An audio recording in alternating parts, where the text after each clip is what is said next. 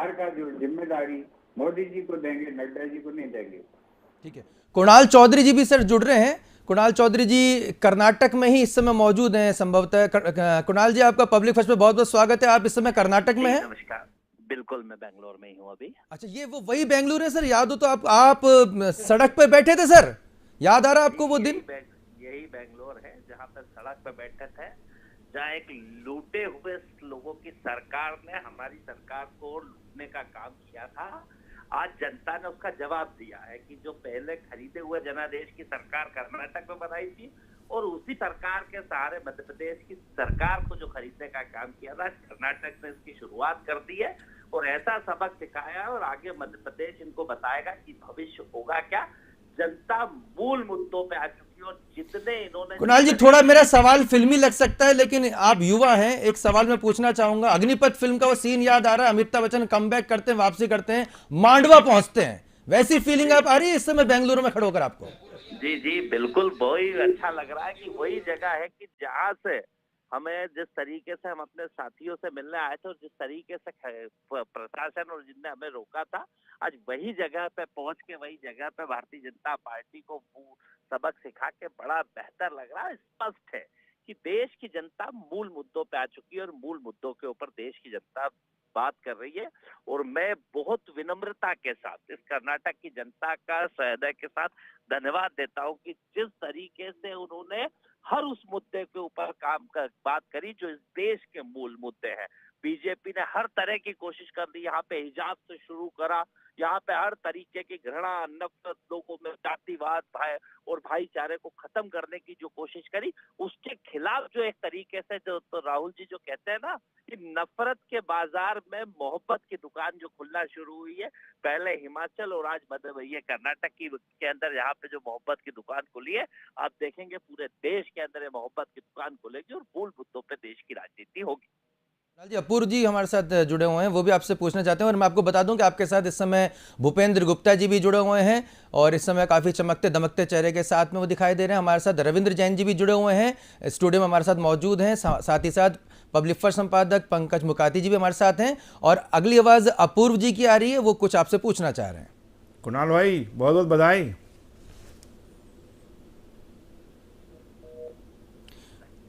लगता है कुणाल जी बेंगलुरु की उन सड़कों पर सुन पा रहे हैं। कुणाल जी जी सुन पा रहा जी, अपूर्व भारद्वाज जी आपसे सवाल पूछना चाह रहे हैं जी। कुणाल भाई, बहुत बहुत बधाई आपको। धन्यवाद साहब, बहुत धन्यवाद। और सबसे पहले तो ये है कि आप वहाँ हैं और वहाँ का माहौल अलग ही होगा, लेकिन वहाँ से आप लोगों ने जो संघर्ष किया और वो कर्नाटक में आज दिखा, आपको बधाई।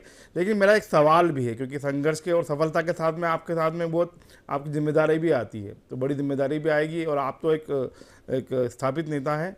तो मुझे आपसे दो ही सवाल पूछना था कि जो मॉडल कर्नाटक में कांग्रेस ने अपनाया, क्या वो ही मॉडल मध्य प्रदेश में कमलनाथ जी जनता तक पहुंचा पाएंगे? और इसमें सबसे बड़ी भूमिका आप जैसे युवा नेताओं की होगी, तो रजिस्ट्रेशंस कितना होगा, क्या नहीं होगा, उस पर कितनी मार्किंग होगी, कितनी मॉनिटरिंग होगी, ये सबसे महत्वपूर्ण विषय होंगे।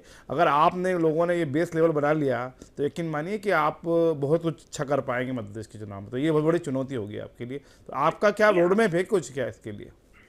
देखिए, आपने जो बात कही कि बड़ी महत्वपूर्ण बात कही कि स्पष्ट है कि जो कर्नाटक में मॉडल अपनाया गया कि कैसे जनता को मूल मुद्दों के ऊपर लाया जाए, कैसे हमारी मूल मुद्दों की बात जनता तक पहुंचाई जाए और जो घृणा नफरत की जो राजनीति है, जो जाति धर्म संप्रदाय के ऊपर भाई से भाई को लड़ाने की जो राजनीति, इसके खिलाफ जो लगातार संघर्ष करके अपनी बात को कहने का काम करो। यहाँ कर्नाटक में जो मॉडल को अपनाया, वही मॉडल को मध्य प्रदेश में भी अपनाएंगे और जो महंगाई से राहत देने का काम चाहे मध्य प्रदेश में राजस्थान की सरकार कर रही हो, कर्नाटक के अंदर जो हमने कहा, जो वहां पे हमने हिमाचल में, इसी मूल मुद्दों के ऊपर जनता के बीच में जाएंगे।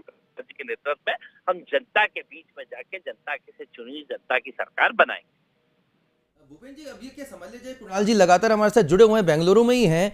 अब ये समझ लिया जाए कि मध्य प्रदेश में कहने के भ्रष्टाचार एक बड़ा मुद्दा कांग्रेस पार्टी बना पाने में कामयाब हो जाएगी, क्योंकि कहीं ना कहीं उसके बेहतर परिणाम आपको कर्नाटक में मिले हैं। हेलो भूपेंद्र, कुणाल जी अब जुड़े रहेगा। मैं भूपेंद्र जी से एक मैंने सवाल पूछा है, भ्रष्टाचार भूपेंद्र जी मान लीजिए कि टॉप जो है मुद्दा रहेगा कांग्रेस पार्टी के लिए मध्य प्रदेश में सरकार के खिलाफ। बिल्कुल निश्चित रूप से मध्य प्रदेश में आप जो है अगर देखेंगे तो 18 साल की सरकार में नहीं होगा तो 1 लाख करोड़ से ज्यादा के घोटाले हुए हैं, जिनको अलग अलग सरकारी एजेंसियों ने जो है परखा है, अलग उनकी जांचें चल रही हैं। इन सारे को जब आप एक्यूमुलेट करेंगे तो मध्य प्रदेश में ये जो आज कल्पना करिए कि हमारा बजट जो है 3 लाख करोड़ का है और 4 लाख करोड़ का कर्जा हम लिए बैठे हैं। तो हम तो दूसरों के कर्जे के पैसे से जी पी रही है ये सरकार, जनता का पैसा। और इसके बाद आप देखेंगे विश्व की सबसे बड़ी ग्रोथ भी हमारे यहाँ हो रही, 19.99% की जीडीपी की ग्रोथ। क्या कोई विश्वास कर सकता है इन आंकड़ों पर? ये दुनिया को देखने की बात है हम कहाँ पर पहुंच रहे हैं और किस तरह से लोगों को गुमराह कर रहे हैं। और इसका जो है सवाल सामने आएगा। आपको याद हो कि जिस दिन जो है दीपक जोशी जी ने हमारी पार्टी को ज्वाइन किया तो उनके भाषण का पहला हिस्सा ये था कि कर्नाटक में तो 40% की सरकार है, मध्य प्रदेश में तो 80% की सरकार चल रही है, यहाँ तो लोग पार्टनरशिप मांगते हैं भ्रष्टाचार में। ये जो है आप देख रहे हैं कि 100 कुत्ते पालने वाली जो है एक छोटी सी पोस्ट की महिलाएं, जिनके पास 13-14 गाड़ियां इस मध्य प्रदेश के प्रशासन में प्राप्त हो रही हैं, और जो है 6 बाद नौकरी छोड़ती है और उसकी फिर से नौकरी लग जाती है।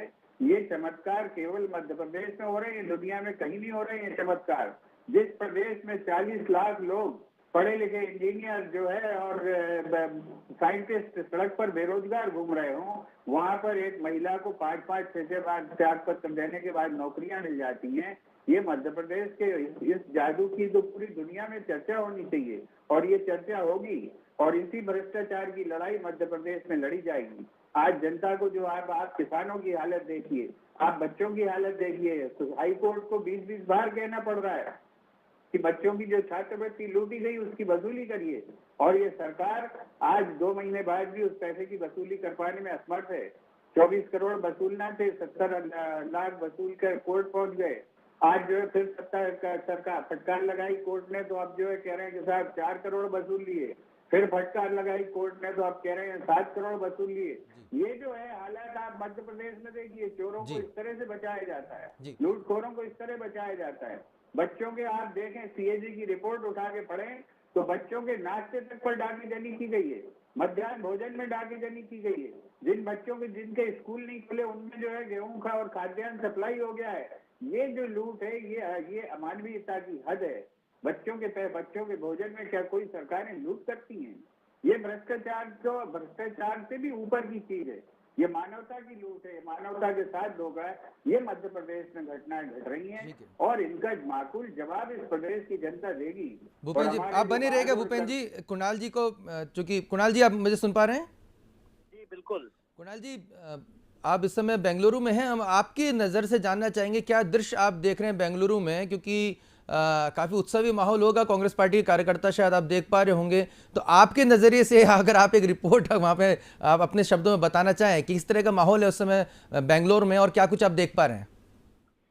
उत्साह, एक ऊर्जा कार्यकर्ताओं में हो, साथ में एक जनता के अंदर संतुष्टि भी है कि हमने एक जो मत की सरकार दी है, कि एक मैंडेट दिया है जो क्लियर मैंडेट जनता ने दिया है। क्योंकि पिछली बार थोड़ा आगे पीछे हुआ था तो जनता के साथ जिस तरीके से धोखा करके सरकार बनाई थी और जिस तरीके से लूट करी थी, क्योंकि एक व्यक्ति को, ठेकेदार को 40% कमीशन के कारण आत्महत्या करनी पड़ जाती है। और कहीं ना कहीं जिन परिस्थितियों के साथ ही बेंगलोर जैसे शहर के अंदर वाटर लॉगिंग की जो समस्या होती है, यहाँ के जो लोग जिस तरीके से जागरूकता के साथ मूल मुद्दों के ऊपर वोट करा, और आज उन्हें ये संतुष्टि हुई कि पूरे प्रदेश ने बेहतर रूप से उस संतुष्टि के साथ एक तरफा तरीके की सरकार दी, कि कहीं ना कहीं एक स्टेबल सरकार थी, एक मजबूत सरकार थी जिसने काम किया है। पहले भी जो बेंगलोर का विकास हुआ, जितना बेंगलोर के अंदर बढ़ोतरी हुई, जितने रोजगारों के हब खुले, जितना आईटी सेक्टर खुला, ये सारी चीज कांग्रेस पार्टी के समय जमाने में हुई। और जिस तरीके से बेहतर काम हुआ उसके प्रति जो जनता ने दिया, तो जनता के अंदर भी उत्साह है, कार्यकर्ताओं के अंदर भी उत्साह है, और एक उम्मीद है कि कहीं ना कहीं ये बदलाव जो यहाँ से शुरू हुआ है, कि जो मूल मुद्दों के ऊपर राजनीतियां शुरू हुई है, चाहे हिमाचल हो चाहे कर्नाटक हो, पूरे देश के अंदर ये बात जाएगी। और जो महंगाई से जनता त्रस्त है, महंगाई के खिलाफ जो रोज की देश का प्रधानमंत्री, वहां मणिपुर जल रहा है, पूरे वहां पे कितने लोग मारे जा चुके हैं। पर देश के अंदर मतलब दुर्भाग्य ये भी होता है कि मीडिया पाकिस्तान को दिखाने की कोशिश करती है कि 5 लोग पाकिस्तान में मर गए, वहां पे अरे हमारे यहाँ पे 500 लोगों की जानें चली गई, आदिवासियों को जंगल में रहना पड़ रहा है। जिस तरह की स्थिति है उसके ऊपर चर्चा करने के बजाय देश के प्रधानमंत्री किसी पिक्चर के ऊपर चर्चा करते, कोई कैबिनेट के मंत्री हमारे जाके पिक्चर देखने का काम करते, तो देश पिक्चरों पे चलेगा या ओरिजिनलिटी पे चलेगा? इस बात के मूल मुद्दे पे जो जनता ने लाया है, ये जनता को भी संतुष्टि है और देश के यहाँ के आम नागरिकों को भी संतुष्टि है। बिल्कुल, आप बहुत बहुत धन्यवाद। और मैं चाहूँगा कि आप उन लोगों से भी मिले जो उस समय शायद हो सकता है कि आप पे हंस रहे हों, उपहास उड़ा रहे हों। जब सड़क पर आप बैठे हुए थे दिग्विजय सिंह जी के साथ में, सचिन यादव जी के साथ में, आप स्वयं बैठे हुए थे, तमाम लोग, और अपने साथियों को वापस लाने के लिए वहाँ पर गए थे। संभवतः हो सकता है कि वो कुछ लोग आपको अंडर एस्टिमेट कर रहे हो, लेकिन अब आप वहाँ पर सरजमी पे पहुँच चुके हैं बेंगलुरु में। कर्नाटक की मीठी मिठाइयों का आनंद लीजिए और अपने साथियों से फिर से मिलिए। आपका बहुत बहुत धन्यवाद। पब्लिक फर्स्ट से आप जुड़े और इस जीत के लिए आपको बहुत बहुत शुभकामनाएं।